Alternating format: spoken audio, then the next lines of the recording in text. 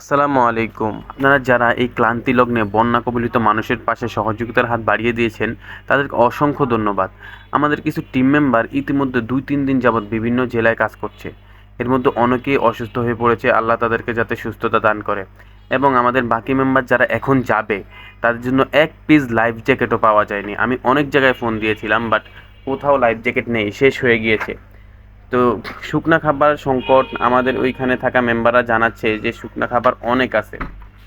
এখন বেশি প্রয়োজন পানি, মেডিসিন, বাচ্চাদের বড়দের জামা কাপড়, মহিলাদের পার্সোনাল সামগ্রী। তাই আমরা এগুলোর উপর ফোকাস করছি।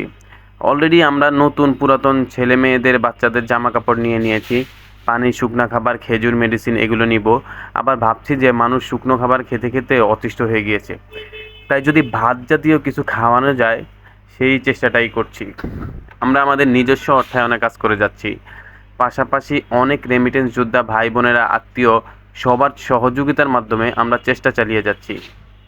আমরা হয়তোবা ১০০ বা ২০০ পরিবারের জন্য খাবারের ব্যবস্থা করতে পারবো, কিন্তু আপনারা যদি আমাদের সাথে সহযোগিতার হাত বাড়িয়ে দেন, তাহলে হয়তো ৫০০ বা ১০০০ পরিবারের জন্য খাবারের ব্যবস্থা করার সুযোগ পাবো।